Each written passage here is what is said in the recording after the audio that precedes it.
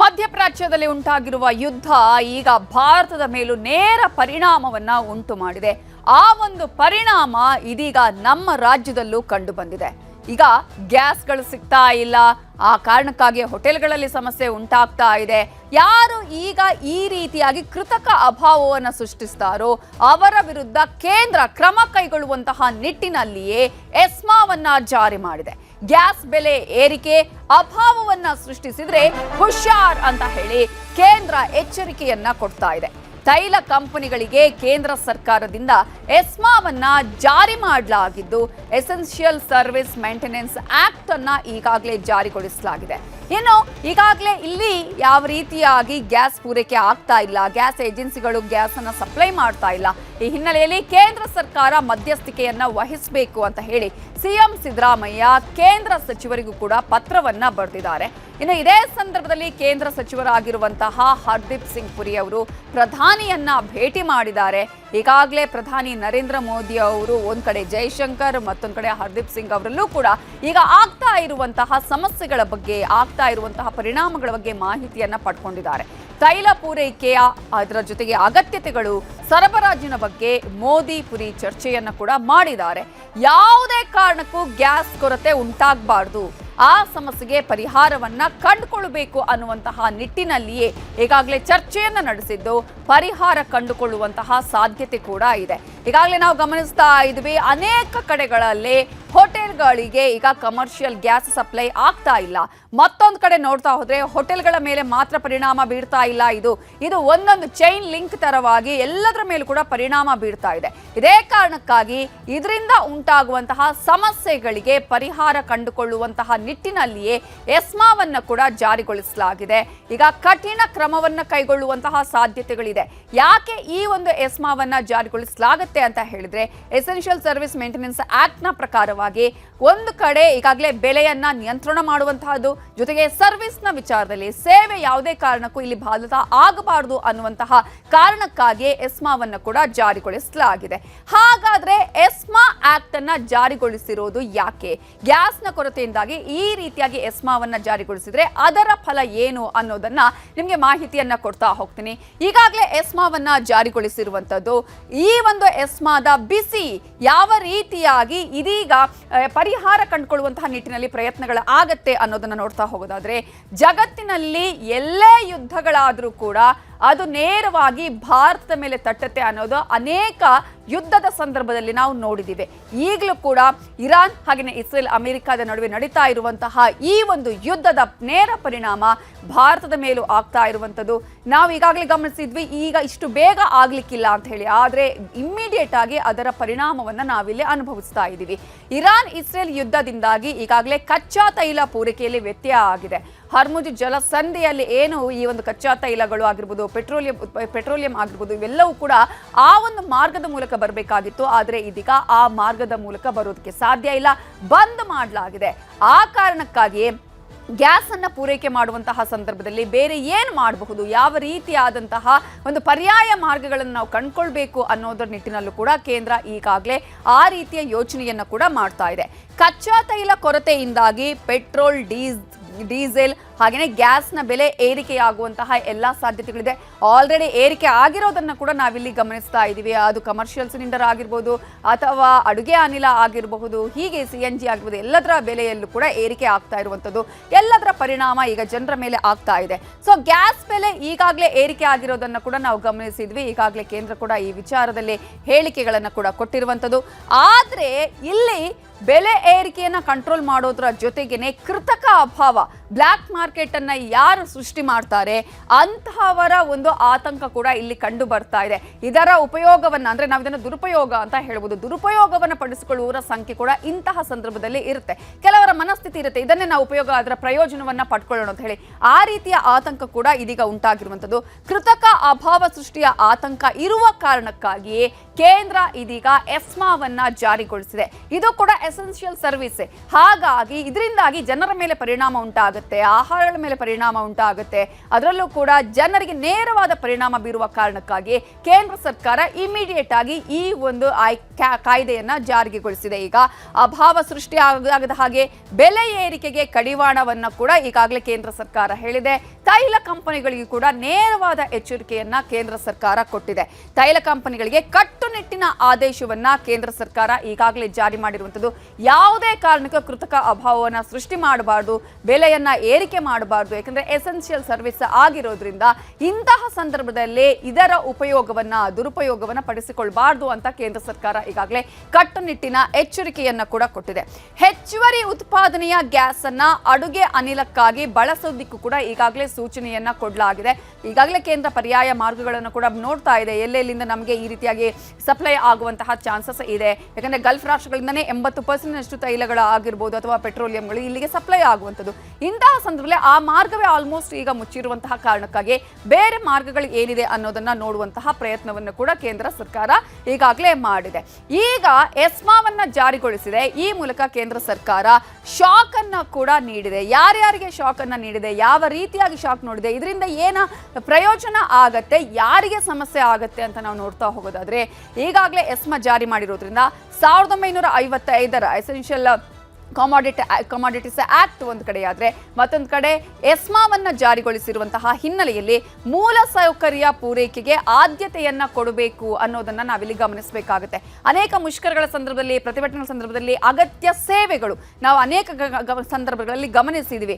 ಅಂತಹ ಸಂದರ್ಭಗಳಲ್ಲಿ ಯಾವುದೇ ರೀತಿಯಲ್ಲೂ ಸೇವೆಯಲ್ಲಿ ಸಮಸ್ಯೆಗಳು ಉಂಟಾಗಬಾರ್ದು ಅಂತ ಎಸ್ಮಾವನ್ನ ಜಾರಿಗೊಳಿಸಿದ್ದನ್ನ ಹಲವು ಸಂದರ್ಭದಲ್ಲಿ ನಾವು ನೋಡಿದೀವಿ. ಇದೀಗ ಅಂಥದ್ದೇ ಸಂದರ್ಭ ಮತ್ತೆ ಒದಗಿದೆ. ಪೆಟ್ರೋಲ್, ಡೀಸೆಲ್, ಗ್ಯಾಸ್ನ ಲಭ್ಯತೆ ಆಗಿರ್ಬೋದು, ಪೂರೈಕೆ ಆಗಿರ್ಬೋದು, ಸರಬರಾಜಿಗೆ ಸಂಬಂಧಪಟ್ಟ ಹಾಗೆ ಎಸ್ಮಾವನ್ನ ಜಾರಿಗೊಳಿಸಲಾಗಿದೆ. ಯಾವುದೇ ಕಾರಣಕ್ಕೂ ಇಲ್ಲಿ ಸಮಸ್ಯೆಗಳು ಉಂಟಾಗಬಾರ್ದು. ಎಷ್ಟರ ಮಟ್ಟಿಗೆ ಇದೆ ಅದನ್ನ ಕೊಡಬೇಕು, ಅದನ್ನ ಜನರಿಗೆ ನೀಡುವಂತಹ ಕೆಲಸಗಳಾಗಬೇಕು, ಸಪ್ಲೈ ಆಗಬೇಕು ಅನ್ನೋದನ್ನ ಕೂಡ ಕೇಂದ್ರ ಸರ್ಕಾರ ಕಟ್ಟುನಿಟ್ಟಾಗಿ ಎಸ್ಮಾ ಜಾರಿಗೊಳಿಸುವುದರ ಮೂಲಕ ಸೂಚನೆಯನ್ನ ಕೊಟ್ಟಿದೆ. ಪ್ರಮುಖವಾಗಿ ಬೇಕಾಗಿರೋದು ಈಗ ಎಲ್ಲರಿಗೂ ಇರುವಂತಹ ಆತಂಕ ಏನಪ್ಪಾ ಅಂತ ಹೇಳಿದ್ರೆ, ಇನ್ನು ಮುಂದೆ ನಮಗೆ ಮನೆಯಲ್ಲಿ ಗ್ಯಾಸ್ ಸಿಲಿಂಡರ್ ಬಳಕೆ ಮಾಡೋದಕ್ಕೆ ಸಿಗುತ್ತಾ ಇಲ್ವಾ, ನಮ್ಮ ಗ್ಯಾಸ್ ಏನಾದರೂ ಮನೆಯಲ್ಲಿ ಇರುವಂತಹ ಗ್ಯಾಸ್ ಸಿಲಿಂಡರ್ ಮುಗಿದ್ರೆ ಏನು ಮಾಡೋದು ಅನ್ನುವಂತಹ ಆತಂಕ ಸಾಮಾನ್ಯವಾಗಿ ಎಲ್ರಿಗೂ ಕೂಡ ಇದೆ. ಅದೇ ಕಾರಣಕ್ಕಾಗಿ ಅನೇಕ ಕಡೆಗಳಲ್ಲಿ ಈಗಾಗಲೇ ಜನರು ಇಮ್ಮಿಡಿಯೇಟ್ ಆಗಿ ಈಗ ಬುಕ್ಕಿಂಗ್ ಅನ್ನ ಮಾಡ್ತಾ ಇದ್ದಾರೆ. 70% ಹೆಚ್ಚಿನ ಬುಕ್ಕಿಂಗ್ಗಳು ಗ್ಯಾಸ್ ಏಜೆನ್ಸಿಗಳಲ್ಲಿ ಆಗ್ತಾ ಇರೋದನ್ನು ಕೂಡ ನಾವಿಲ್ಲಿ ಗಮನಿಸ್ತಾ ಇದ್ದೀವಿ. ಅಂತಹ ಪರಿಸ್ಥಿತಿ, ಅಂತಹ ಆತಂಕ ಜನರಲ್ಲಿದೆ. ಸೊ ಅಡುಗೆ ಅನಿಲಕ್ಕೆ ಆದ್ಯತೆಯನ್ನ ಕೊಟ್ಟು ಉಳಿದ ಬಳಕೆಗಳಿಗೆ ಕಡಿವಾಣವನ್ನ ಹಾಕುವಂತಹ ಒಂದು ಕೆಲಸವನ್ನು ಕೂಡ ಮಾಡಲಾಗುತ್ತೆ. ಯಾವುದು ಇಮಿಡಿಯೇಟ್ ಆಗಿ ಬೇಕು, ಯಾವುದು ಅಗತ್ಯತೆ ಇದೆ ಅದಕ್ಕೆ ಮಾತ್ರ ಹೆಚ್ಚಿನ ಸಂದರ್ಭದಲ್ಲಿ ಪೂರೈಕೆಯನ್ನ ಮಾಡಬೇಕು. ಉಳಿದಕ್ಕೆ ಕಡಿಮೆಯ ಅವಶ್ಯಕತೆ ಇರೋದಕ್ಕೆ ನಿಧಾನವಾಗಿ ಪೂರೈಕೆ ಮಾಡಿದರೆ ಸಾಕು, ಅಥವಾ ಅದನ್ನು ಕಂಟ್ರೋಲ್ ಮಾಡಬೇಕು ಅನ್ನುವ ಸೂಚನೆಯನ್ನು ನೀಡಲಾಗಿದೆ. ಇನ್ನು ಗೃಹ ಬಳಕೆಯ ಗ್ಯಾಸ್ ಆಗಿರ್ಬೋದು, ವಾಹನಗಳ CNGಗೆ ಯಾವುದೇ ಕಾರಣಕ್ಕೂ ಅಡ್ಡಿಪಡಿಸುವಂತಿಲ್ಲ. ಯಾಕಂದ್ರೆ ಬಹಳ ಇಂಪಾರ್ಟೆಂಟ್, ಇದು ಎಸೆನ್ಷಿಯಲ್ ಆಗಿರುವಂಥದ್ದು. ಹಾಗಾಗಿ ಯಾವುದೇ ಕಾರಣಕ್ಕೂ ಇದಕ್ಕೆ ಇಲ್ಲ ಅಂತ ಹೇಳುವಂಗಿಲ್ಲ, ಅಡ್ಡಿಪಡಿಸುವಂತಿಲ್ಲ. ಯಾರು ಕೇಳಿದ್ರು ಕೂಡ ಅವರಿಗೆ ಅಗತ್ಯವಾಗಿ ಅದನ್ನು ಪೂರೈಕೆ ಮಾಡುವಂತಹ ಕೆಲಸಗಳಾಗಬೇಕು. ಈಗಾಗಲೇ ನಾವು ನೋಡಿದ್ವಿ, ಬೆಂಗಳೂರಲ್ಲೂ ಕೂಡ CNGಯ ಗ್ಯಾಸ್ ಹಾಕಿಸ್ಕೊಳ್ಳುವಂತಹ ಸಂದರ್ಭದಲ್ಲಿ ಅಲ್ಲಿ ಆಟೋದ ಮಾಲೀಕರುಗಳು ಅಥವಾ ಚಾಲಕರು ಯಾರಿದ್ದಾರೆ ಅವರಲ್ಲಿ ಜಗಳ ಮಾಡ್ತಾ ಇದ್ದಾರೆ. ಯಾಕಂದ್ರೆ 30 ರೂಪೀಸನ್ನು ಎಕ್ಸ್ಟ್ರಾ ಕೇಳ್ತಾ ಇದ್ದಾರೆ. ಆ ಕಾರಣಕ್ಕಾಗಿಯೇ ಈಗ ಎಸ್ಮಾವನ್ನ ಜಾರಿಗೊಳಿಸಿರುವಂಥದ್ದು. ಗೃಹ ಬಳಕೆಯ ಗ್ಯಾಸ್ ಆಗಿರ್ಬೋದು, ವಾಹನಗಳ CNGಗೆ 100% ಪೂರೈಕೆಯನ್ನ ಮಾಡಬೇಕು. ಯಾವುದೇ ರೀತಿಯಲ್ಲೂ ಇಲ್ಲಿಗೆ ಸಪ್ಲೈ ಕಡಿಮೆ ಆಗಬಾರ್ದು ಅನ್ನುವಂತಹ ಸೂಚನೆಯನ್ನು ಕೂಡ ನೀಡಲಾಗಿದೆ. ಟೀ ಫ್ಯಾಕ್ಟರಿ, ಉತ್ಪಾದನಾ ವಲಯ, ಕೈಗಾರಿಕೆಗಳಿಗೆ 80% ಪೂರೈಕೆಯನ್ನು ಮಾಡಬೇಕು. ಯಾವ್ಯಾವ ವಲಯಗಳಿಗೆ ಎಷ್ಟೆಷ್ಟು ಪರ್ಸೆಂಟೇಜ್ ಅನ್ನ ನೀಡಬೇಕು ಅನ್ನುವಂತಹ ಮಾಹಿತಿಯನ್ನು ಕೂಡ ಈಗಾಗಲೇ ಕೇಂದ್ರ ಸರ್ಕಾರ ಕೊಟ್ಟಿರುವಂಥದ್ದು. ಇನ್ನು ರಸಗೊಬ್ಬರ ಫ್ಯಾಕ್ಟರಿಗಳಿಗೆ 70% ಗ್ಯಾಸ್ ಅನ್ನ ಪೂರೈಕೆ ಮಾಡಬೇಕು ಅನ್ನುವಂತಹ ಸೂಚನೆಯನ್ನು ಕೂಡ ಕೊಟ್ಟಿದೆ. ಆದ್ರೆ ಇಮಿಡಿಯೇಟ್ ಆಗಿ ಬೇಕಾಗಿರುವಂಥದ್ದು CNG ಆಗಿರ್ಬೋದು, ಅಡುಗೆ ಅನಿಲಕ್ಕೆ 100% ಪೂರೈಕೆ ಮಾಡಬೇಕು ಅಂತ ಸೂಚನೆಯನ್ನ ಕೊಟ್ಟಿದೆ. ಸಂಸ್ಕರಣಾ ಘಟಕಗಳಾಗಿರ್ಬೋದು, ಕೆಮಿಕಲ್ ಕಂಪನಿಗಳಿಗೆ 35% ಕಡಿತವನ್ನ ಮಾಡಲಾಗಿದೆ. ಯಾವುದಕ್ಕೆ ಅಗತ್ಯ ಇದೆಯೋ ಅದಕ್ಕೆ ಬೇಕಾದಂತಹ ಎಲ್ಲಾ ಪೂರೈಕೆಯನ್ನ ಮಾಡಿ, ನಮ್ಮಲ್ಲಿ ಇರುವಂತದ್ದನ್ನ ಬಳಕೆ ಮಾಡೋದಕ್ಕೆ ಅವಕಾಶ ಕೊಡಿ.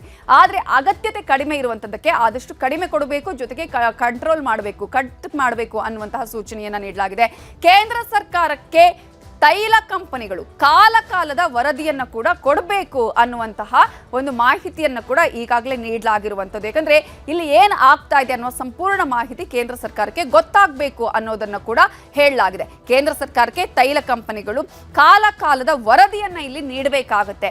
ಎಷ್ಟು ಪೂರೈಕೆ ಮಾಡಲಾಗಿದೆ, ಯಾವ್ಯಾವುದಕ್ಕೆ ಹೋಗಿದೆ, ಯಾವ ರೀತಿಯಾಗಿ ಸಪ್ಲೈ ಮಾಡಲಾಗಿದೆ, ಇವೆಲ್ಲದರ ಮಾಹಿತಿಯನ್ನ ನೀಡಬೇಕು ಅಂತ ಹೇಳಿ ಕೂಡ ಸೂಚನೆಯನ್ನ ಕೇಂದ್ರ ಸರ್ಕಾರ ತೈಲ ಕಂಪನಿಗಳಿಗೆ ಕೊಟ್ಟಿದೆ. ಇನ್ನು ಉತ್ಪಾದನೆ, ಸರಬರಾಜು, ಪೂರೈಕೆಯ ಬಗ್ಗೆ ಕೂಡ ಕೇಂದ್ರಕ್ಕೆ ವರದಿಯನ್ನ ಕೊಡಬೇಕು. ಆಯಾಯ ಕಾಲಕ್ಕೆ ತಕ್ಕಂತೆ ವರದಿಯನ್ನ ನೀಡಬೇಕಾಗತ್ತೆ. ಎಷ್ಟು ಪ್ರೊಡ್ಯೂಸ್ ಮಾಡಲಾಗಿದೆ, ಜೊತೆಗೆ ಸಪ್ಲೈ ಮಾಡಿರುವಂಥದ್ದು ಎಷ್ಟು, ಯಾವ ರೀತಿಯಾಗಿ ಎಲ್ಲಿಂದ ಆಗಿದೆ ಅನ್ನೋದ್ರ ಬಗ್ಗೆ ಕೂಡ ವರದಿಯನ್ನ ಕೊಡಬೇಕಾಗತ್ತೆ. ತೈಲ ಕಂಪನಿಗಳ ವ್ಯವಹಾರಗಳ ಮೇಲೂ ಕೂಡ ಕೇಂದ್ರದ ಪ್ರತಿನಿಧಿ ಒಬ್ಬರು ನಿಗಾವನ್ನ ವಹಿಸ್ತಾರೆ. ಯಾಕಂದ್ರೆ ಈ ರೀತಿಯಾಗಿ ನಿಗಾ ವಹಿಸಲಿಲ್ಲ ಅಂತ ಹೇಳಿದ್ರೆ ಏನ್ ಬೇಕಾದರೂ ಆಗ್ಬೋದು. ಆಗಲೇ ನಾವು ಹೇಳಿದಾಗೆ ಆಲ್ರೆಡಿ ಕೆಲವು ಈಗಾಗಲೇ ಬ್ಲ್ಯಾಕ್ ಮಾರ್ಕೆಟ್ನಲ್ಲಿ ನೀಡುವಂತಹ ಈ ರೀತಿಯಾಗಿ ಕೆಲಸಗಳು ಆಲ್ರೆಡಿ ಆರಂಭ ಆಗಿರುವಂಥದ್ದು. ಹಾಗಾಗಿ ತೈಲ ಕಂಪನಿಗಳು ಯಾವುದೇ ಕಾರಣಕ್ಕೂ ಇಲ್ಲಿ ಇಂತಹ ಕೆಲಸಗಳನ್ನು ಮಾಡಬಾರ್ದು, ಇದರ ದುರುಪಯೋಗ ಪಡಿಸಿಕೊಳ್ಬಾರ್ದು ಅನ್ನುವಂತಹ ಕಾರಣಕ್ಕಾಗಿ ಕೇಂದ್ರದ ಪ್ರತಿನಿಧಿಯೊಬ್ಬರು ಕೂಡ ಈ ಕಂಪನಿಗಳ ಬಗ್ಗೆ ನಿಗಾವನ್ನ ಇಡ್ತಾರೆ.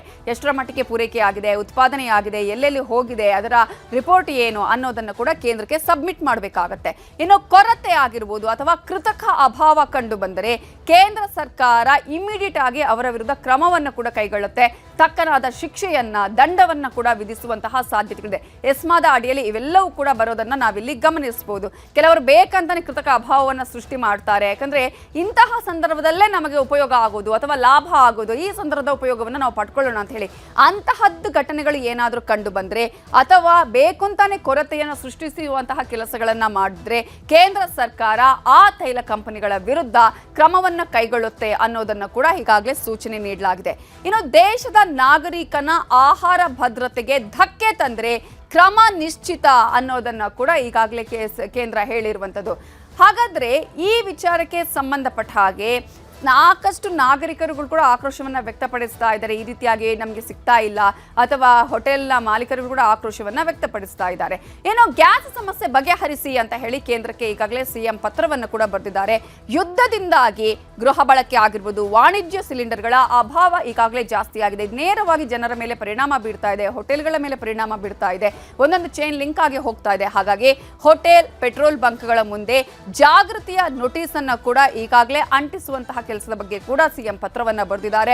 ಪೆಟ್ರೋಲಿಯಂ ಸಚಿವರಾಗಿರುವ ಹರ್ದೀಪ್ ಸಿಂಗ್ ಪುರಿಗೆ ಸಿಎಂ ಸಿದ್ದರಾಮಯ್ಯ ಅವರು ಈಗಾಗಲೇ ಪತ್ರವನ್ನ ಬರೆದು ಈ ಸಮಸ್ಯೆಗೆ ಪರ್ಯಾಯ ಆಗಿರಬಹುದು ಅಥವಾ ಪರಿಹಾರ ಕಂಡುಕೊಳ್ಳುವಂತಹ ಒಂದು ನಿಟ್ಟಿನಲ್ಲಿ ಭರವಸೆಯನ್ನ ಕೊಡಿ ಅನ್ನುವ ಪತ್ರವನ್ನ ಬರೆದಿದ್ದಾರೆ. ಇನ್ನು ಬೆಂಗಳೂರಿನಲ್ಲಿ ವಾಣಿಜ್ಯ ಬಳಕೆಯ ಗ್ಯಾಸ್ ಕೊರತೆ ಉಂಟಾಗಿದೆ ಅನ್ನೋದನ್ನ ಕೂಡ ಈ ಒಂದು ಪತ್ರದಲ್ಲಿ ಅವರು ಉಲ್ಲೇಖ ಮಾಡಿದ್ದಾರೆ. ಗ್ಯಾಸ್ ಸಿಗದೆ ಹೋಟೆಲ್ಗಳಲ್ಲಿ ಊಟ ತಿಂಡಿ ಸಿಗ್ತಾ ಇಲ್ಲ, ಹೋಟೆಲ್ಗಳನ್ನೇ ಬಂದ್ ಮಾಡಬೇಕಾದಂತಹ ಪರಿಸ್ಥಿತಿ ಈಗಾಗಲೇ ನಿರ್ಮಾಣ ಆಗಿದೆ. ಹೋಟೆಲ್ಗಳಲ್ಲಿನ ಮೆನುವಿನ ಪ್ರಮಾಣ ಕುಸಿದಿದೆ. ಮೊದಲು ತುಂಬಾ ಮೆನುವಿನಲ್ಲಿ ಬೇರೆ ಬೇರೆ ವೆರೈಟಿ ಇದ್ರೆ ಈಗ ತುಂಬಾ ಕಡಿಮೆ ಆದಂತಹ ಒಂದು ಆಹಾರಗಳು ಸಿಗ್ತಾ ಇದೆ, ಸೀಮಿತ ಆಹಾರ ಮಾತ್ರ ಸಿಗ್ತಾ ಇದೆ. ಹಾಗಾಗಿ ಇದಕ್ಕೆ ಬೇಕಾದಂತಹ ಕ್ರಮಗಳನ್ನ ಇಮಿಡಿಯೇಟ್ ಆಗಿ ಕೈಗೊಳ್ಳಬೇಕು ಅನ್ನುವಂತಹ ಒಂದು ಪತ್ರವನ್ನು ಕೂಡ ಈಗಾಗಲೇ ಸಿಎಂ ಸಿದ್ದರಾಮಯ್ಯ ಅವರು ಬರೆದಿದ್ದಾರೆ.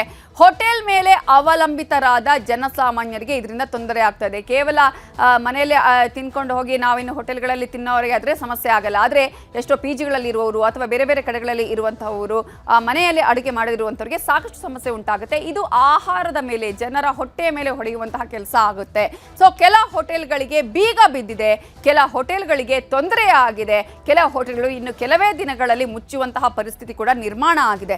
ಸೊ ಪೂರ್ಣ ಪ್ರಮಾಣದಲ್ಲಿ ಗ್ಯಾಸ್ ನಿಂತು ಹೋಗಿದ್ರಿಂದ ಸಮಸ್ಯೆ ಉಂಟಾಗಿದೆ ಅನ್ನೋದನ್ನ ಕೂಡ ಸಿದ್ದರಾಮಯ್ಯ ಅವರು ಪತ್ರದಲ್ಲಿ ಉಲ್ಲೇಖವನ್ನ ಮಾಡಿದ್ದಾರೆ. ಮನೆಯಿಂದ ದೂರ ಉಳಿದಿರುವ ವಿದ್ಯಾರ್ಥಿಗಳು, ಕಾರ್ಮಿಕರಿಗೆ ಇದರಿಂದ ಸಮಸ್ಯೆ ಆಗಿದೆ. ಹಾಗಾಗಿ ಅವರಿಗೆ ಆಹಾರ ಸಿಗ್ತಾ ಇಲ್ಲ. ಹೋಟೆಲ್ಗಳು ಕೂಡ ಮುಚ್ಚುವಂತಹ ಪರಿಸ್ಥಿತಿ ನಿರ್ಮಾಣ ಆಗಿದೆ. ಕೆಲವು ಹೋಟೆಲ್ಗಳು ಆಲ್ರೆಡಿ ಕ್ಲೋಸ್ ಆಗಿದೆ. ಇನ್ನು ಮದುವೆ ಮಂಟಪ, ಹಾಸ್ಟೆಲ್, ಧಾರ್ಮಿಕ ಕಾರ್ಯಕ್ರಮಗಳಿಗೂ ಕೂಡ ಇದರಿಂದ ತೊಂದರೆಯಾಗಿದೆ. ಕೇವಲ ಒಂದು ಕಡೆ ಮಾತ್ರ ಅಲ್ಲ, ಇದು ಅನೇಕ ಕಡೆಗಳಲ್ಲಿ ಪರಿಣಾಮವನ್ನ ಬೀರ್ತಾ ಇದೆ. ಜನ ದುಬಾರಿ ಹಣ ಕೊಟ್ಟು ಖರೀದಿ ಮಾಡಬೇಕಾದಂತಹ ಅನಿವಾರ್ಯತೆ ಇದೀಗ ಎದುರಾಗಿರುವಂಥದ್ದು ಈ ಒಂದು ಗ್ಯಾಸ್ ಸಪ್ಲೈ ಆಗದೆ ಇರೋದ್ರಿಂದ. ಹಾಗಾಗಿ ಈ ಸಮಸ್ಯೆಗೆ ಪರಿಹಾರವನ್ನ ಕಂಡುಕೊಳ್ಳಿ ಅನ್ನುವಂತಹ ಒಂದು ಪತ್ರವನ್ನ ಕೂಡ ಈಗಾಗಲೇ ಸಿದ್ದರಾಮಯ್ಯ ಅವರು ಬರೆದಿದ್ದಾರೆ. ಇನ್ನು ಉದ್ಯಮಿಗಳು, ಸಾರ್ವಜನಿಕರ ಹಿತದೃಷ್ಟಿಯಿಂದ ಗ್ಯಾಸ್ ಪೂರೈಕೆಗೆ ಇಲ್ಲಿ ಆದ್ಯತೆ ಸಿಗಬೇಕಾಗತ್ತೆ. ನೇರವಾಗಿ ಕರ್ನಾಟಕದಲ್ಲಿ, ಅದರಲ್ಲೂ ಕೂಡ ಬೆಂಗಳೂರಲ್ಲಿ ಈ ಸಮಸ್ಯೆ ಉಂಟಾಗಿರೋದು, ಬೇರೆ ಬೇರೆ ಜಿಲ್ಲೆಗಳಲ್ಲೂ ಕೂಡ ಈಗ ಸಮಸ್ಯೆ ಉಂಟಾಗ್ತಾ ಇದೆ. ಹಾಗಾಗಿ ಕೇಂದ್ರ ಸರ್ಕಾರ ಕೂಡಲೇ ಇದರಲ್ಲಿ ಮಧ್ಯ ಮಧ್ಯಸ್ಥಿಕೆಯನ್ನ ವಹಿಸಬೇಕು, ಗ್ಯಾಸ್ ಲಭಿಸುವಂತೆ ಮಾಡಬೇಕು ಅಂತ ಹೇಳಿ ಸಿಎಂ ಸಿದ್ದರಾಮಯ್ಯ ಅವರು ಹರ್ದೀಪ್ ಸಿಂಗ್ ಪುರಿ ಅವರಿಗೆ ಪತ್ರವನ್ನ ಬರೆದಿದ್ದಾರೆ. ಈಗಾಗಲೇ ಕೇಂದ್ರ ಕೂಡ ಈ ನಿಟ್ಟಿನಲ್ಲಿ ಕ್ರಮವನ್ನು ಕೈಗೊಳ್ಳುವಂತಹ ಪ್ರಯತ್ನಗಳನ್ನ ಮಾಡ್ತಾ ಇದೆ. ಅದೇ ಕಾರಣಕ್ಕಾಗಿ ಎಸ್ಮಾ ಕೂಡ ಜಾರಿಯಾಗಿದೆ. ಹಾಗಾದ್ರೆ ಈ ಒಂದು ಬೆಳವಣಿಗೆಯ ಬಗ್ಗೆ ಸಿಎಂ ಸಿದ್ದರಾಮಯ್ಯ ಹಾಗೆಯೇ ಡಿಸಿಎಂ ಡಿಕೆ ಶಿವಕುಮಾರ್ ಏನ್ ಹೇಳಿದ್ದಾರೆ ನೋಡೋಣ. 115 ರೂಪಾಯಿ ಜಾಸ್ತಿ ಮಾಡಿದ್ದಾರೆ. 60 ರೂಪಾಯಿನ ಡೊಮೆಸ್ಟಿಕ್ ಇದು ಮಾಡಿದ್ದಾರೆ. ಸೊ ಇದು ಬಹಳ ಹೆಚ್ಚಾಗಿದೆ ಅಂತಕ್ಕಂಥದ್ದು ಎಲ್ಲರ ಅಭಿಪ್ರಾಯ. ಅವರು ಮಾಡ್ತಾ ಇರೋದು ಸರಿಯಾಗಿದೆ. ಪಾರ್ಲಿಮೆಂಟ್ ಅಲ್ಲಿ ಸರ್ಕಾರ ಇದನ್ನ ಚರ್ಚೆ ಮಾಡಬೇಕು. ಇವತ್ತರೆಗೂ ಚರ್ಚೆ ಮಾಡಕ್ಕೆ ಅವಕಾಶ ಕೊಡ್ತಾ ಇಲ್ಲ. ಅದಕ್ಕೆ ನಮ್ಮ ಎಲ್ಲಾ ಎಂಪಿಗಳು ಇಂಡಿಯಾ ಒಕ್ಕೂಟದ ಎಂಪಿಗಳೆಲ್ಲ ನಿನ್ನೆ ಪ್ರತಿಭಟನೆ ಮಾಡಿದ್ದಾರೆ. ಯಾಕೆ ಅವ್ರಿಗೆ ಭಯ? ನಿಮ್ಮ ಫಾರಿನ್ ಪಾಲಿಸಿ ಇವತ್ತಿಂದ ನಾವು ಇರಾನ್ ಜೊತೆ ಸಂಬಂಧ, ನಮ್ಗೆ ಸ್ಟಾಕ್ ಇಲ್ಲ. ಈಗಾಗಲೇ ಡೀಸೆಲ್ ಬೆಲೆ ನಿನ್ನೆನೆ ಹೆಣ್ಮಕ್ಳು ವರ್ಲ್ಡ್ ವುಮನ್ ಡೇ ದಿನನೇ 60 ರೂಪಾಯಿ ಏರಿಕೆ ಮಾಡಿ ಎಲ್ಲರಿಗೂ ಮಾಡಿದ್ದಾರೆ. ಎಂಪಿಗಳು ಯಾಕೆ ಮಾತಾಡ್ತಾ ಇಲ್ಲ? ಎಂಪಿಗಳು ಒಬ್ರು ಮಾತಾಡ್ತಾ ಇಲ್ಲ. ಈ ಗ್ಯಾಸ್ ಬೆಲೆ ಗ್ಯಾಸ್ ತೊಂದರೆ ಆಗಿರೋದು ಈಗ ಎಲ್ಲ ಸ್ಟ್ರೈಕ್ ಮಾಡ್ತಾರಲ್ಲ, ಎಂಪಿಗಳು ಅದ್ರ ಬಗ್ಗೆ ಮಾತಾಡ್ಲಿ. ಎಲ್ಲದಕ್ಕೂ ಧ್ವನಿ ಎತ್ತಾರೆ, ಬಹಳ ವಿಚಿತ್ರವಾಗಿ ಧ್ವನಿ ಎತ್ತಾರೆ, ಎಲ್ಲ ಮಾತಾಡ್ತೀನಿ. ಆದ್ರೆ ಇವತ್ತು ಕೇಂದ್ರ ಸರ್ಕಾರ ಎಸೆನ್ಷಿಯಲ್ ಸರ್ವಿಸಸ್ ಮೇಂಟೆನೆನ್ಸ್ ಆಕ್ಟ್ ಅನ್ನ ಜಾರಿ ಮಾಡಿದೆ, ಎಸ್ಮಾ ಆಕ್ಟ್ ಅನ್ನ ಜಾರಿ ಮಾಡಿದೆ to ensure uninterrupted LPG supply ಅಂತ. ಆದ್ರೆ ಸರ್ಕಾರದಲ್ಲಿ ಏನಾಗ್ತಾ ಇದೆ ಏನಾಗ್ತಾ ಇಲ್ಲ ಅಂತ ಕೇಂದ್ರ ಸರ್ಕಾರಕ್ಕೆ ಗೊತ್ತಿಲ್ಲ, ಸಚಿವರಿಗೆ ಗೊತ್ತಿಲ್ಲ, ಅಧಿಕಾರಿಗಳಿಗೆ ಗೊತ್ತಿಲ್ಲ. ಅಂದ್ರೆ ಆಡಳಿತ ಯಾವ ದಿಕ್ಕಿನಲ್ಲಿ ಇವರು ನಡೆಸ್ತಾ ಇದಾರೆ ಅಂತ ಬಹಳ ಸ್ಪಷ್ಟವಾಗಿ ಎದ್ದು ಕಾಣಿಸ್ತಾ ಇದೆ. ಸಾರ್ವಜನಿಕರಲ್ಲಿ ಇವತ್ತು ಆತಂಕ ಮೂಡಿಸ್ತಾ ಇದ್ದಾರೆ. ನೀವು ಹೇಳ್ದಂಗೆ ಹೋಟೆಲ್ ಮಾಲೀಕರು ಇರ್ಬೋದು, ಸಣ್ಣ ಪುಟ್ಟ ಬಿಸ್ನೆಸ್ಗಳಿರ್ಬೋದು, ಅವ್ರು ಆತಂಕದಲ್ಲಿದ್ದಾರೆ. ಇದು ಮಾತೆತ್ತಿದ್ರೆ ವಿಶ್ವಗುರು ಅಂತಾರಲ್ಲಪ್ಪ. ಏನ್ ಇದ ಮಾಡೋದ್ ನಿಮ್ದು ಇಬ್ರು ದೋಸ್ತಗಳು? ಟ್ರಂಪ್ ನಿಮ್ ಬೆಸ್ಟ್ ಫ್ರೆಂಡ್ ಅಂತೀರಾ, ಇಸ್ರೇಲ್ ಪ್ರಧಾನಮಂತ್ರಿನೂ ನಿಮ್ ಬೆಸ್ಟ್ ಫ್ರೆಂಡ್ ಅಂತೀರಾ, ಇಬ್ರು ಸಮುದ್ರದ ಅಲೆಗಳಲ್ಲಿ ಓಡಾಡ್ತೀರಾ ಪ್ಯಾಂಟ್ ಏರ್ಸ್ಕೊಂಡೆ. ಇದ ಮಾಡೋದು? 15 ದಿನದಿಂದ ನೀವೇ ಇಸ್ರೇಲ್ ಅಲ್ಲಿ ಇದ್ರಲ್ಲ, ನಿಮ್ಗೆ ಇದೆಲ್ಲ ಹೇಳಿಲ್ವ ಅವರು? ಇದು ನಮ್ಮ ರಾಷ್ಟ್ರದ ವಿದೇಶಾಂಗ ನೀತಿ ಮತ್ತೆ ಆರ್ಥಿಕ ನೀತಿಯ ವೈಫಲ್ಯ. ರಾಹುಲ್ ಗಾಂಧಿ ಅವರು ಬಹಳ ಸ್ಪಷ್ಟವಾಗಿ ಇದನ್ನ ಹಿಂದಿನ ಪಾರ್ಲಿಮೆಂಟ್ ನಲ್ಲಿ ಕೇಳಿದಾಗ ಕೂಡ ಎಲ್ಲರೂ ಅವ್ರ ಮೇಲೆ ದಾಳಿ ಮಾಡಿದ್ರು, ವಾಗ್ದಾಳಿ ಮಾಡಿದ್ರು. ಎಲ್ಲಿದ್ದಾರೆ ವಿದೇಶಾಂಗ ಸಚಿವರು? ಎಲ್ಲಿದ್ದಾರೆ? ಹರ್ದೀಪ್ ಸಿಂಗ್ ಪುರಿ ಅವರು ಎಲ್ಲಿದ್ದಾರೆ? ಮೋದಿ ಅವರು ಎಲ್ಲಿದ್ದಾರೆ? ಪಾರ್ಲಿಮೆಂಟ್ ನಲ್ಲಿ ಬಂದು ಉತ್ತರಿಸಲಿಕ್ಕೂ ಇವತ್ತು ತಾಕತ್ತು ಇವತ್ತು ಪ್ರೈಮ್ ಮಿನಿಸ್ಟರಿಗೆ ಇಲ್ಲ. ಹೋದ್ ಬಾರಿನೂ ಉತ್ತರ ಕೊಟ್ಟಿಲ್ಲ, ಹಂಗೆ ಓಡೋಗ್ಬಿಟ್ರು. ಈ ಪರಿಸ್ಥಿತಿಗೆ ಕಾರಣ ಮೋದಿ ಅವರ failed diplomacy, failed foreign policy. ಬರೇ ಮನ್ ಕಿ ಬಾತಿಗೆ ಅವರು ಪ್ರಧಾನಮಂತ್ರಿ ಆಗಿದ್ದಾರೆ, ರೀಲ್ಸ್ ಮಾಡ್ಲಿಕ್ಕೆ ಪ್ರಧಾನಮಂತ್ರಿ ಆಗಿದೆ. ಅಂತಾರಾಷ್ಟ್ರೀಯ ಮಟ್ಟದಲ್ಲಿ ನಮ್ಮ ರಾಷ್ಟ್ರದ ಮರ್ಯಾದೆ ಕಳ್ಕೊಂತ ಇದೀವಿ ನಾವು. ಪ್ರತಿ ಕುಟುಂಬವನ್ನ ಕಾಡ್ತಿರೋ ಅತಿ ದೊಡ್ಡ ಯಕ್ಷ ಪ್ರಶ್ನೆ ಈ ಬಿಜೆಪಿ ಸರ್ಕಾರ ಸೆಂಟ್ರಲ್ ಅಲ್ಲಿ ಬಂದಾಗಿಂದ ಈಗ LPG ಗ್ಯಾಸ್ ಸಿಲಿಂಡರ್ ಹೈಕ್ ಮಾಡಿದ್ದಾರೆ. 60 ರೂಪಾಯಿ ಮಿನಿಮಮ್ ಇಂದ ಇನ್ನ ಎಷ್ಟೆಷ್ಟು ಹೈಕ್ ಆಗುತ್ತೋ ಗೊತ್ತಿಲ್ಲ. ನೋಡಿ, ಇದು ಬಹಳ ದೊಡ್ಡ ಒಂದು ಆತಂಕದ ಪರಿಸ್ಥಿತಿ. ಕಾರಣ ಏನೇನು ಇದ್ರ ಮೇಲೆ ಪರಿಣಾಮಗಳಾಗ್ತವೆ, ಯಾವ್ಯಾವ ಅಗತ್ಯ ವಸ್ತುಗಳ ಬೆಲೆಗಳು ಜಾಸ್ತಿ ಆಗ್ತವೆ, ಸಗಟು ಸಾಗಾಣಿಕೆಯ ಮೇಲೆ ಯಾವ ರೀತಿ ಪರಿಣಾಮ ಬೀರ್ತದೆ. ಇದು ಒಂದಲ್ಲ ಒಂದು ರೀತಿ ಕ್ಯಾಸ್ಕೇಡಿಂಗ್ ಎಫೆಕ್ಟ್ ಅಂತ ಹೇಳ್ತಾರೆ. ಇದೆಲ್ಲ ದೊಡ್ಡ ಮಟ್ಟದಲ್ಲಿ ಆಗ್ತಾ ಇದೆ. ಇದಕ್ಕೆ ಕೇಂದ್ರ ಸರ್ಕಾರನೇ ಇದಕ್ಕೆ ಉತ್ತರ ಕೊಡಬೇಕು ಅಂತಕ್ಕಂಥದ್ದು ನನ್ನ ಅಭಿಪ್ರಾಯ. ಕಾಂಗ್ರೆಸ್ ಮುಖಂಡರ ಈ ಮಾತಿಗೆ ಮಾಜಿ ಸಂಸದರಾಗಿರುವ ಪ್ರತಾಪ್ ಸಿಂಹ ಕೌಂಟರ್ ಕೊಟ್ಟಿದ್ದು ಹೀಗೆ: ಈಗ ವಾರ 10 ದಿನ 15 ದಿನ 20 ದಿನ ವೇಟ್ ಮಾಡಬೇಕಾದಂತ ಸ್ಥಿತಿ ಕಾಣಿಸ್ತಾ ಇದೆ. ಹಾಗಾಗಿ ಹಿತಮಿತವಾಗಿ ಖರ್ಚು ಮಾಡಿ ನೀವು ಅದನ್ನ ಬಳಕೆಯನ್ನು ಮಾಡಿ ಅನಿಲವನ್ನ ಪೆಟ್ರೋಲ್ ಡೀಸೆಲ್ಗೆ ಏನು ಕೊರತೆ ಆಗಲ್ಲ. ಜಗತ್ತನ್ನ ಕಾಡ್ತಾ ಇರುವಂತ ಒಂದು ಸಮಸ್ಯೆ ಆಗಿದೆ. ಇದೇನು ಭಾರತದಲ್ಲಿ ಮಾತ್ರ ಆಗ್ತಾ ಇರುವಂತದ್ದಲ್ಲ, ಬೇರೆ ದೇಶಗಳಲ್ಲಿ ಪೆಟ್ರೋಲ್ ಡೀಸೆಲ್ ಅನ್ನು ಕೂಡ ನಿಮಗೆ ಬೈ ಮಾಡಕ್ಕಾಗಲ್ಲ. ಆ ಲೆವೆಲ್ಗೆ ಅದು ಒಂದು ಗಗನಕ್ಕೆ ಏರ್ಬಿಟ್ಟಿದೆ. ಸೊ ಕೇವಲ ಈ ರೀತಿಯಾದಂತಹ ಬೆಳವಣಿಗೆ ಒಂದು ಉದ್ಯಮಕ್ಕೆ ಅಥವಾ ಒಂದು ಭಾಗಕ್ಕೆ ಮಾತ್ರ ಸೀಮಿತ ಆಗ್ತಾ ಇಲ್ಲ. ಇದು ಚೈನ್ ಲಿಂಕ್ ಆಗಿ ಬೇರೆ ಬೇರೆ ಕಡೆಗಳಲ್ಲೂ ಕೂಡ ಈಗ ವ್ಯಾಪಿಸ್ತಾ ಇರೋದನ್ನ ನಾವು ನೋಡ್ತಾ ಇದ್ದೀವಿ. ಕೇಂದ್ರ ಎಸ್ಮಾವನ್ನ ಜಾರಿಗೊಳಿಸಿದೆ, ಅದರ ಫಲವಾಗಿ ಎಲ್ಲ ಸಮಸ್ಯೆಗಳ ನಿವಾರಣೆ ಆಗತ್ತಾ ಅಥವಾ ಕೇಂದ್ರ ಸರ್ಕಾರ ಯಾವ ಪರ್ಯಾಯ ಮಾರ್ಗವನ್ನು ಅನುಸರಿಸುತ್ತೆ ಅನ್ನೋದು ಕಾದು ನೋಡಬೇಕು. ಇನ್ನು ಚದುರಂಗದ ಎರಡನೇ ಸ್ಟೋರಿ. ಕೆಪಿಸಿಸಿ ಸಾರಥ್ಯಕ್ಕೆ 6 ವರ್ಷ, ಶಾಸಕರಿಗೆ ಡಿಕೆ ಡಿನ್ನರ್. ನಂಬರ್ ಗೇಮ್ ತಂತ್ರ, ಪವರ್ ಪಾಲಿಟಿಕ್ಸ್. ಡಿನ್ನರ್ ಬಳಿಕ ಕುರ್ಚಿ ಸಂಘರ್ಷಕ್ಕೆ ತೆರೆ ಬೀಳುತ್ತಾ? ಇದುವೇ ಚದುರಂಗದ ಎರಡನೇ ಸ್ಟೋರಿ, ಡಿಕೆ ಡಿನ್ನರ್ ಪಾಲಿಟಿಕ್ಸ್. ಇವತ್ತು ಬರೀ ಶಾಸಕರು ಮಾತ್ರ ಕರೆದಿದ್ದೀನಿ. ನಾಯಕ ಬದಲಾವಣೆ ಚರ್ಚೆ ಬೆಂಗಳೂರಿನಲ್ಲಿ ಆಗಬಾರ್ದು, ಇದಕ್ಕೊಂದು ಪ್ರೋಗ್ರಾಮ್ ಬೇಕು. ಸಿಎಂ ಸೀಟು ಕಚ್ಚಾಟದ ಮಧ್ಯೆ ಡಿಕೆ ಶಿವಕುಮಾರ್ ಅವರು ಡಿನ್ನರ್ ಸಭೆಯನ್ನು ಇವತ್ತು ಕರೆದಿದ್ದಾರೆ. ಕೆಪಿಸಿಸಿ ಅಧ್ಯಕ್ಷರಾಗಿ 6 ವರ್ಷ ಪೂರೈಸಿದ ಹಿನ್ನೆಲೆಯಲ್ಲಿ ಡಿನ್ನರ್ ವಿಚಾರವನ್ನ ನಾವಿಲ್ಲಿ ಗಮನಿಸಬೇಕಾಗುತ್ತೆ. ಯಾಕೆ ಇಂಪಾರ್ಟೆಂಟ್ ಇಲ್ಲಿ ಅಂತ ಹೇಳಿ, ನಾಯಕತ್ವ ಬದಲಾವಣೆಯ ಚರ್ಚೆ ಆಗ್ತಾ ಇರುವಂತಹ ಸಂದರ್ಭದಲ್ಲೇ ಅವರು ಡಿನ್ನರ್ ಅನ್ನ ಕರೆದಿರೋದು. ಹಲವು ಲೆಕ್ಕಾಚಾರಗಳು ಕೂಡ ಇದರ ಹಿಂದೆ ಇದೆ. ಈ ಒಂದು ಡಿನ್ನರ್ ಕರೆದಿರುವಂತದ್ದು ನೇರವಾಗಿ ಅಂತ ಹೇಳಿದ್ರೆ ಕೆಪಿಸಿಸಿ ಅಧ್ಯಕ್ಷರಾಗಿ 6 ವರ್ಷ ಪೂರೈಸಿದ್ದಾರೆ. ಆದ್ರೆ ಅದರ ಹಿಂದೆ ನೂರಾರು ಲೆಕ್ಕಾಚಾರಗಳು ಕೂಡ ಕಂಡು ಬರ್ತಾ ಇದೆ. ಈ ಒಂದು ಡಿನ್ನರ್ ಪಾಲಿಟಿಕ್ಸ್ ನ ಹಿಂದೆ ಇರುವಂತಹ ಲೆಕ್ಕಾಚಾರಗಳು ಏನೇನು ಹಾಗಾದ್ರೆ ಅನ್ನೋದನ್ನ ಕೂಡ ನಿಮ್ಗೆ ನಾವು ಡೀಟೇಲ್ ಆಗಿ ಕೊಡ್ತಾ ಹೋಗ್ತೀವಿ. ಡಿಕೆ ಡಿನ್ನರ್ ಪಾಲಿಟಿಕ್ಸ್ ಅಲ್ಲಿ ಈಗಾಗಲೇ ಡಿಕೆ ಶಿವಕುಮಾರ್ ಅವರು ಕೆಪಿಸಿಸಿ ಅಧ್ಯಕ್ಷರಾಗಿ 6 ವರ್ಷವನ್ನ ಪೂರೈಸಿದ್ದಾರೆ. ಆದ್ರೆ ಆ 6 ವರ್ಷ ಪೂರೈಸಿದಂತಹ ಸಂತಸದಲ್ಲಿ ಪಕ್ಷದ ಎಲ್ಲಾ ಶಾಸಕರು, ಸಚಿವರು, ಸಂಸದರಿಗೆ ಡಿನ್ನರ್ ಪಾರ್ಟಿಯನ್ನ ಅವರು ಆಯೋಜನೆ ಮಾಡಿದ್ದಾರೆ. ಕುತೂಹಲ ಮೂಡಿಸಿದೆ ಡಿಸಿಎಂ ಡಿಕೆ ಶಿವಕುಮಾರ್ ಅವರ ಈ ಒಂದು ಡಿನ್ನರ್ ಸಭೆ. ಎಲ್ಲರನ್ನ ಖುಷಿಗಾಗಿ ಕರೆದಿದ್ದಾರೆ. ಆದ್ರೆ ಅದರ ಹಿಂದಿರುವ ಲೆಕ್ಕಾಚಾರಗಳು, ಡಿನ್ನರ್ ಪಾರ್ಟಿಯ ಹಿಂದಿದೆಯಾ ಸಿಎಂ ಕುರ್ಚಿಯ ಲೆಕ್ಕಾಚಾರ ಅನ್ನೋದು ಮೊದಲ ಪ್ರಶ್ನೆ. ಯಾಕಂದ್ರೆ ಇದನ್ನೇ ಇಷ್ಟು ದಿನಗಳ ಕಾಲ ಅವರು ಮಾಡ್ಕೊಂಡು ಬಂದಿರುವಂತದ್ದು. ಇದರ ಬಗ್ಗೆ ಸಾಕಷ್ಟು ಬಾರಿ ಅವರು ಮಾತನಾಡಿದ್ದಾರೆ ಕೂಡ. 6 ವರ್ಷಗಳ ಶ್ರಮ ಸಾಧನೆಯ ಬಗ್ಗೆ ಭಾವುಕರಾಗಿ ಮಾತನಾಡುವಂತಹ ಸಾಧ್ಯತೆಗಳು ಕೂಡ ಇವತ್ತು ಕಂಡು ಬರ್ತಾ ಇದೆ. ಸಿಎಂ ಹಾಗೂ ತಮ್ಮ ನಡುವೆ ಯಾವುದೇ ರೀತಿಯ ಭಿನ್ನಾಭಿಪ್ರಾಯ ಇಲ್ಲ ಅನ್ನುವಂತಹ ಸಂದೇಶವನ್ನು ಅವರಿಗೆ ಮುಖ್ಯವಾಗಿ ರವಾನೆ ಮಾಡಬೇಕಾಗಿದೆ. ಸೊ ಆ ಒಂದು ಸಂದೇಶವನ್ನು ರವಾನೆ ಮಾಡೋದಕ್ಕೂ ಕೂಡ ಈ ಒಂದು ಡಿನ್ನರ್ ಪಾರ್ಟಿ ಇವತ್ತು ಕಾರಣ ಆಗಬಹುದು.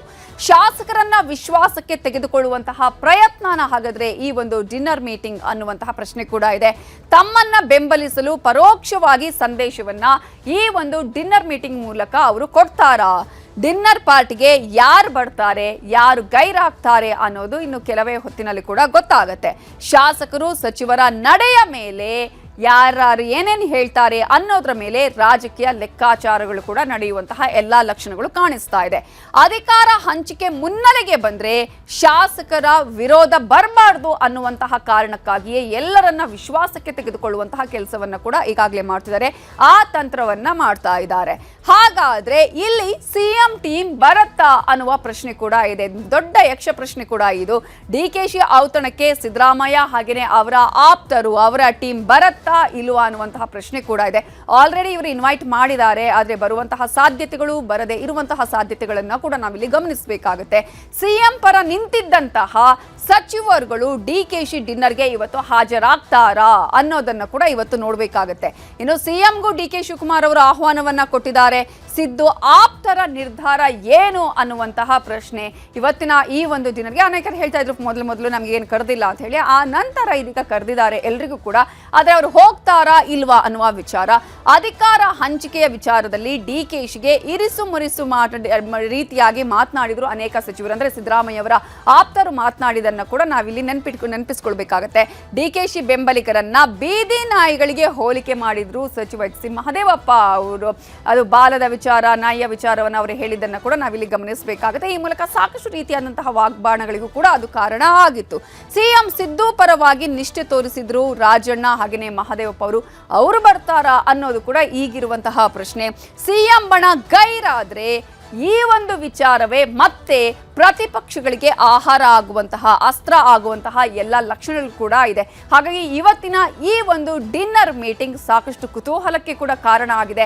ಕಾರಣ ಇದರಲ್ಲಿ ಸಿಎಂ ಕುರ್ಚಿಯ ವಿಚಾರ ಮುನ್ನೆಲೆಗೆ ಬರುತ್ತಾ ಅನ್ನೋದು ಕೂಡ ಈಗಿರುವಂತಹ ಪ್ರಶ್ನೆ. ಇನ್ನು ಡಿಕೆ ಟೀಮ್ನ ಸ್ಟ್ರಾಟಜಿ ಏನು ಅನ್ನೋದನ್ನ ನಾವು ನೋಡ್ತಾ ಹೋಗೋದಾದ್ರೆ, ಪಕ್ಷ ನಿಷ್ಠೆ, ಕೆಪಿಸಿಸಿ ಅಧ್ಯಕ್ಷ ಸ್ಥಾನದ ಆಧಾರದ ಮೇಲೆ ಸಿಎಂ ಪಟ್ಟಕ್ಕೆ ಡಿಕೆ ಶಿವಕುಮಾರ್ ಈಗಾಗಲೇ ಲಾಬಿಯನ್ನು ಕೂಡ ಮಾಡ್ತಾ ಇದ್ದಾರೆ.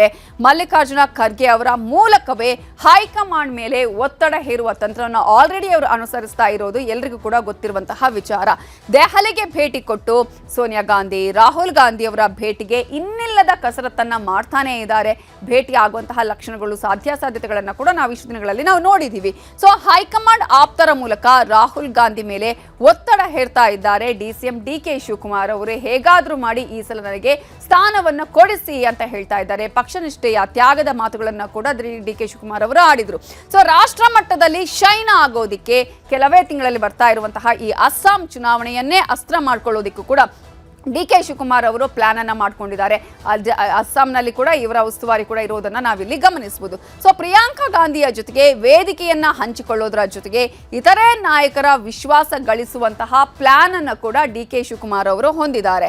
ಇಷ್ಟು ಮಾತ್ರ ಅಲ್ಲ, ಈಗಾಗಲೇ ಈ ವಿಚಾರ ಇದೀಗ ದೊಡ್ಡ ಮಟ್ಟದಲ್ಲಿ ಚರ್ಚೆ ಆಗ್ತಾ ಇರುವಂತದ್ದು. ಈ ವಿಚಾರ ಮುನ್ನೆಲೆಗೆ ಬಂದಿರೋದು DK ಶಿವಕುಮಾರ್ಗೆ ಆಪ್ತ ಶಾಸಕರ ಬಲ, ಅಧ್ಯಕ್ಷಗಿರಿಯಲ್ಲೇ ಮುಂದುವರಿಯಲು ಸಲಹೆ ಕೊಡುವಂತಹ ಸಾಧ್ಯತೆಗಳು ಕೂಡ ಇರುತ್ತೆ. ಯಾಕಂದ್ರೆ ಈಗಾಗಲೇ ಒಂದ್ ಕಡೆ ಸಂಪುಟ ಪುನಾರಚನೆಯ ವಿಚಾರ ಕೂಡ ಇದೆ. ಇನ್ನು ನಾಯಕತ್ವ ವಿಚಾರದಲ್ಲಿ ಸ್ಪಷ್ಟತೆ ಸಿಗೋವರೆಗೂ ಅಧ್ಯಕ್ಷ ಸ್ಥಾನದಲ್ಲೇ ಮುಂದುವರಿಯಿರಿ ಅಂತ ಹೇಳಿ DK ಟೀಮ್ ಈಗ ಸ್ಟ್ರಾಟಜಿಯನ್ನ ಮಾಡ್ತಾ ಇದ್ದು, KPCC ಅಧ್ಯಕ್ಷ ಸ್ಥಾನ ಬಿಟ್ಟುಕೊಟ್ರೆ ಪಕ್ಷದ ಮೇಲಿನ ಕಂಟ್ರೋಲ್ ಕಡಿಮೆಯಾಗುವಂತಹ ಚಾನ್ಸಸ್ ಇದೆ. ಹಾಗೆ ಯಾವುದೇ ಕಾರಣಕ್ಕೂ ಅಧ್ಯಕ್ಷ ಸ್ಥಾನವನ್ನ ಬಿಟ್ಕೊಡ್ಬೇಡಿ ಅಂತ ಹೇಳೋದು DK ಶಿವಕುಮಾರ್ ಅವರ ಆಪ್ತರು.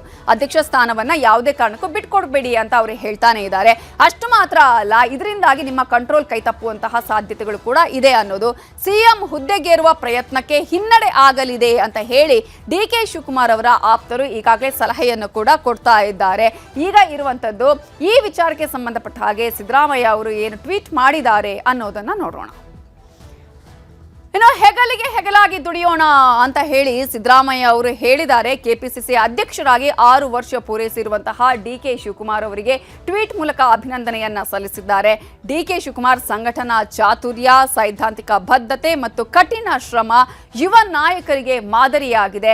ಹಾಗಾಗಿ ಅವರು 6 ವರ್ಷಗಳ ಕಾಲ KPCC ಅಧ್ಯಕ್ಷರಾಗಿ ಎಲ್ಲವನ್ನ ಕೂಡ ನಿಭಾಯಿಸಿದ್ದಾರೆ.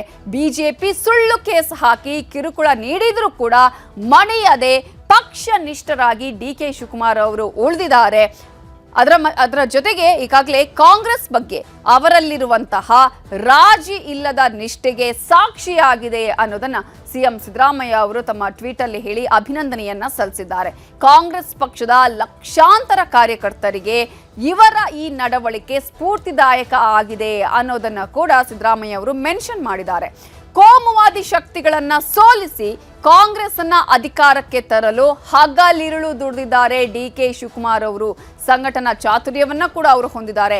ರಾಜ್ಯವನ್ನ ಸರ್ವ ಜನಾಂಗದ ಶಾಂತಿಯ ತೋಟವಾಗಿ ಮತ್ತೆ ಕಟ್ಟುವಲ್ಲೇ ನನ್ನ ಹೆಗಲಿಗೆ ಹೆಗಲಾಗಿ DK ಶಿವಕುಮಾರ್ ಅವರು ನಿಂತಿದ್ದಾರೆ ಅನ್ನೋದನ್ನ ಕೂಡ ಅವರು ಈ ಒಂದು ಟ್ವೀಟ್ ಅಲ್ಲಿ ಹೇಳಿದ್ದಾರೆ. ನನಗಿಂತ ಕಿರಿಯರಾದ DK ಶಿವಕುಮಾರ್ ಅವರಿಗೆ ಉಜ್ವಲವಾದ ರಾಜಕೀಯ ಭವಿಷ್ಯವಿದೆ ಅನ್ನೋದನ್ನ ಹೇಳೋದ್ರ ಮೂಲಕ ಸಿದ್ದರಾಮಯ್ಯ ಅವರು ಅಭಿನಂದನೆಯನ್ನ ಸಲ್ಲಿಸಿದ್ದಾರೆ. 2028ರಲ್ಲಿ ಕಾಂಗ್ರೆಸ್ ಪಕ್ಷವನ್ನ ಅಧಿಕಾರಕ್ಕೆ ತರಬೇಕು ಅನ್ನೋದು ನಮ್ಮೆಲ್ಲರ ಬಯಕೆಯಾಗಿದೆ. ಪಕ್ಷದ ಸಂಘಟನೆ ಮತ್ತು ಹೋರಾಟದಲ್ಲಿ ನಾನು ಕೂಡ ಎಂದಿಗೂ DK ಶಿವಕುಮಾರ್ ಅವರ ಜೊತೆಗೆ ಇರ್ತೇನೆ ಅನ್ನೋದನ್ನ ಸಿದ್ದರಾಮಯ್ಯ ಅವರು ಈಗಾಗಲೇ ಅಭಿನಂದನಾ ಒಂದು ಟ್ವೀಟ್ ನಲ್ಲಿ ಹೇಳ್ಕೊಂಡಿದ್ದಾರೆ. ಹೆಗಲಿಗೆ ಹೆಗಲಾಗಿ ದುಡಿಬೇಕು ಅನ್ನೋದನ್ನ ಕೂಡ DK ಶಿವಕುಮಾರ್ ಅವರಿಗೆ ಈ ಸಂದರ್ಭದಲ್ಲಿ ಹೇಳ್ತಾ DKಶಿಗೆ ಅಭಿನಂದನೆಯನ್ನ ಸಲ್ಲಿಸಿದ್ದಾರೆ. CM ಸಿದ್ದರಾಮಯ್ಯ ಅವರು ಅಭಿನಂದನೆಯ ವೇಳೆ 2028ರ ಚುನಾವಣೆಯನ್ನ ಉಲ್ಲೇಖಿಸಿದ್ದಾರೆ CM ಸಿದ್ದರಾಮಯ್ಯ ಅವರು. ಈ ಒಂದು ಚುನಾವಣೆಯ ವಿಚಾರ ದೊಡ್ಡ ಮಟ್ಟದಲ್ಲಿ ಚರ್ಚೆ ಕೂಡ ಆಗ್ತಾ ಇದೆ. ಹಾಗಾದ್ರೆ ಇವತ್ತಿನ ಈ ಒಂದು ಡಿನ್ನರ್ ಮೀಟಿಂಗ್ ನಲ್ಲಿ ಯಾರ್ಯಾರು ಪಾಲ್ಗೊಳ್ತಾರೆ, ಯಾರ್ಯಾರು ಗೈರಾಗ್ತಾರೆ, ಇಲ್ಲಿ ಇವತ್ತು ಏನು ಚರ್ಚೆ ಆಗಬಹುದು, ಇವೆಲ್ಲವೂ ಕೂಡ ಸಾಕಷ್ಟು ಕುತೂಹಲಕ್ಕೆ ಕಾರಣ ಆಗಿದೆ. ಇದು ಇವತ್ತಿನ ಚದುರಂಗ. ನೋಡ್ತಾ ಇರಿ News 18 ಕನ್ನಡ. ಜಾಲ ನಮ್ಮದು, ಬಲ ನಿಮ್ಮದು.